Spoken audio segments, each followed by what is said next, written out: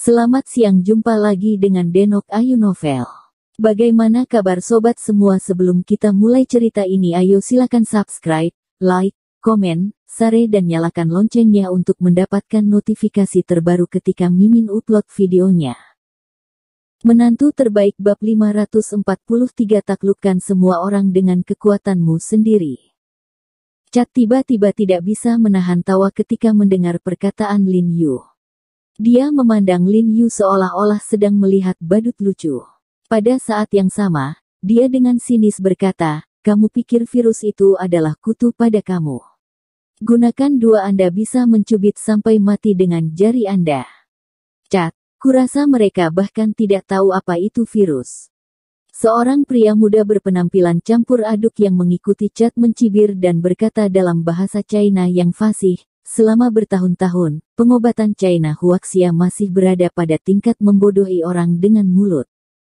Lin Yu melirik pemuda ras campuran dan melihat bahwa fitur wajah dan rambutnya memiliki beberapa keturunan Oriental, menyimpulkan bahwa dia kebanyakan adalah anak yang lahir dari kombinasi orang Cina dan Barat.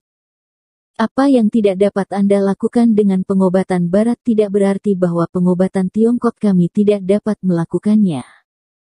Lin Yu meliriknya dengan dingin, dan membalas dengan sedikit tidak nyaman, "Saya akan menggunakan tangan ini dan jarum perak kecil untuk mengurangi gejala yang disebabkan oleh virus ini."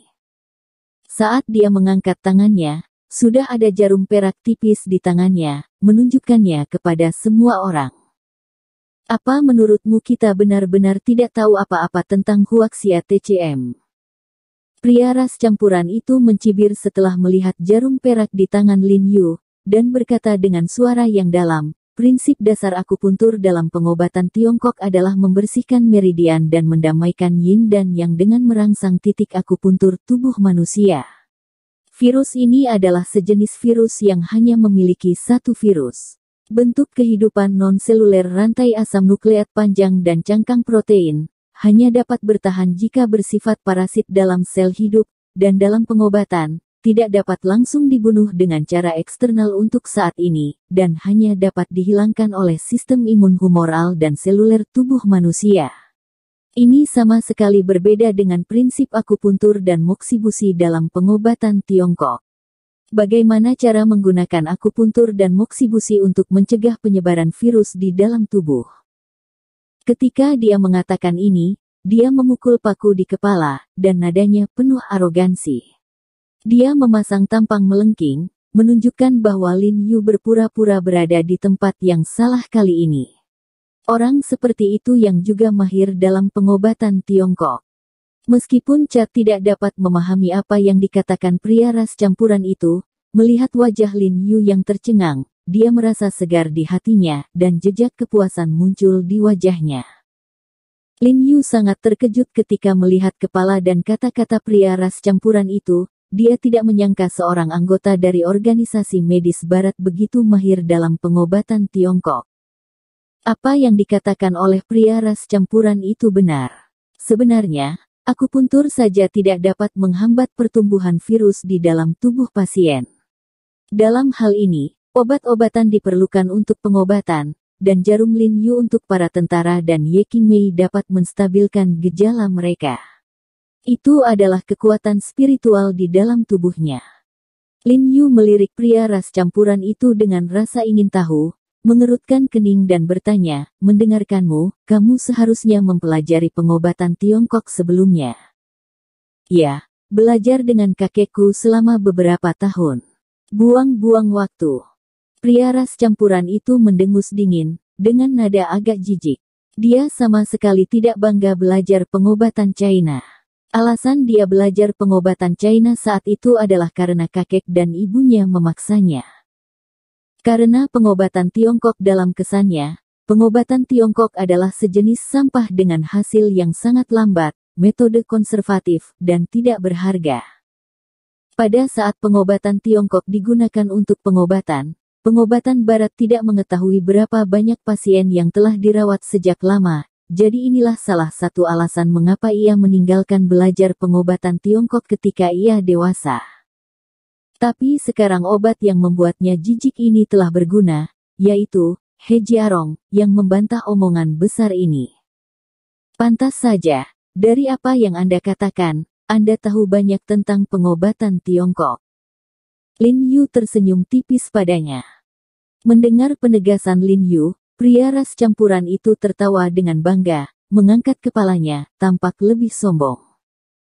Namun, Lin Yu dengan santai berkata, tapi saya mengerti itu hanya pemahaman. Itu hanya pemahaman yang dangkal. Pengobatan Tiongkok itu luas dan mendalam.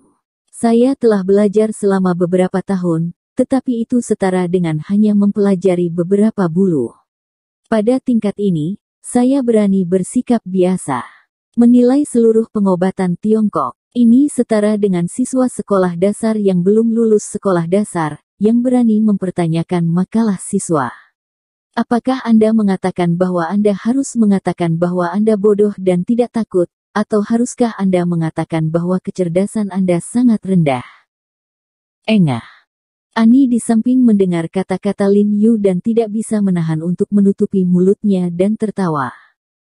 Mendengar ini, pria ras campuran menjadi marah dan menunjuk ke Lin Yu dan berkata dengan marah, siapa yang kamu omel? Saya tidak mengerti apa yang Anda katakan, dan saya tidak peduli siapa yang benar atau salah. Yang saya inginkan adalah Anda bisa menyembuhkan penyakit aneh orang-orang kita. Pada saat ini, kepala desa tua yang telah mendengarkan Lin Yu dan pria dari ras campuran itu berdiri dan menyela mereka, melirik ke arah Lin Yu, dan berkata dengan dingin, saya hanya percaya pada apa yang saya lihat. Anda jangan lupa janji yang baru saja Anda buat. Jika Anda tidak bisa menyelamatkan orang-orang kami, maka kami akan menangkap Anda dan menyembah Dewa Gunung. Mendengar ini, pria ras campuran itu segera menjadi senang, mencibir, dan berkata kepada Lin Yu, ya, apa gunanya berdebat dengan saya di sini? Saya sarankan Anda mempertimbangkan keselamatan Anda sendiri dulu. Dengan Anda pengorbanan ini lebih nyata, dan saya benar-benar konyol. Ani terlihat serius lagi ketika mendengar ini, alisnya penuh kekhawatiran.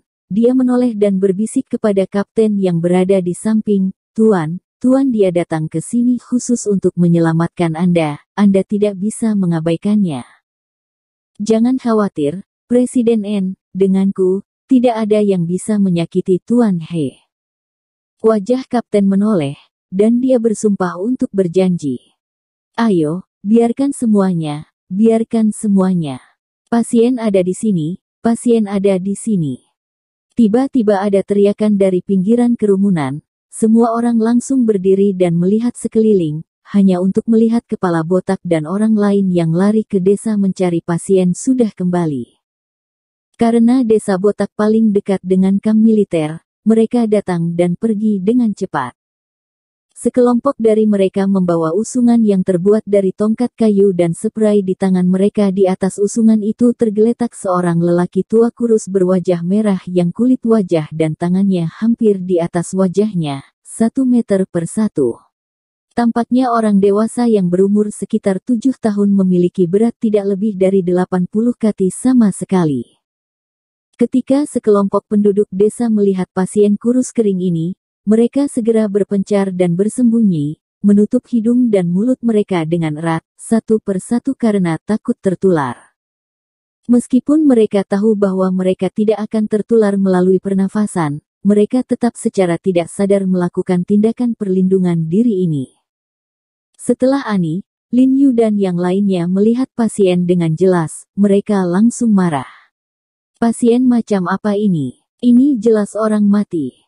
Saya melihat lelaki tua itu terbaring di tandu dengan rongga mata cekung yang dalam, dan ruam ungu kehitaman muncul di kulit wajah dan tangannya.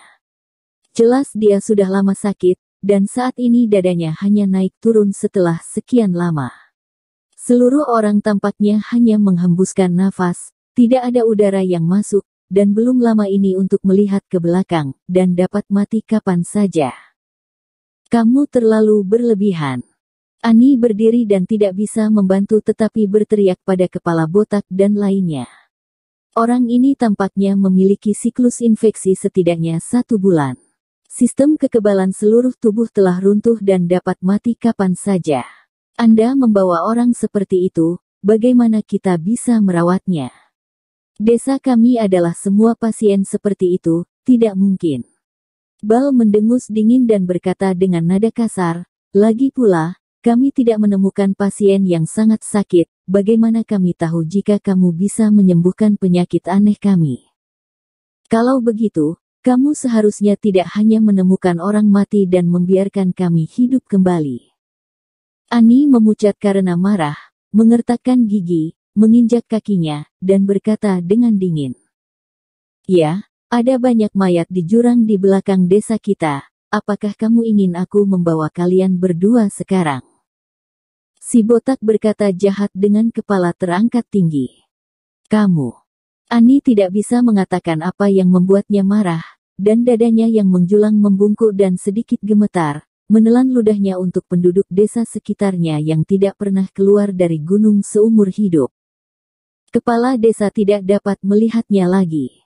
Dia menyapa pria botak itu dan berkata dengan suara rendah, pria botak, kamu benar-benar keterlaluan.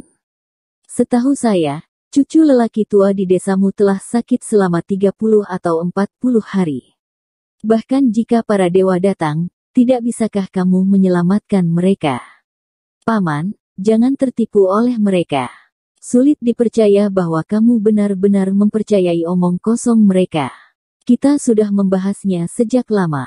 Penyakit apa ini? Ini dewa gunung yang marah. Pria botak itu merendahkan suaranya dan dengan bersemangat membujuk kepala desa tua itu. Selanjutnya, desa kami adalah desa yang paling dekat dengan kamp militer, dan desa pertama yang dihukum oleh dewa gunung. Sebagian besar desa kami adalah pasien seperti cucu lelaki tua, lalu kami Anda tidak bisa tidak melihat mereka mati. Kepala desa mengerutkan kening sekali, tapi ini. Baiklah, Paman, jangan lakukan ini dan itu. Jika mereka bisa menyembuhkan cucu laki-laki tua, kita akui anak ini bisa menyembuhkan penyakit aneh ini. Jika tidak bisa disembuhkan ya sudahlah, kita ambil ini. Anak itu berkorban untuk dewa gunung. Pria botak itu menyela kepala desa dan membujuknya dengan sungguh-sungguh. Oke, kali ini masalah ini terserah kamu, tapi aku bisa mengatakannya, dan aku akan membiarkanmu melakukannya nanti. Bersambung. Terima kasih kepada kalian yang telah menonton video ini. Jangan lupa tekan tombol subscribe-nya dan nyalakan notifikasinya untuk mendapatkan video-video seru lainnya dari Denok Ayu Novel.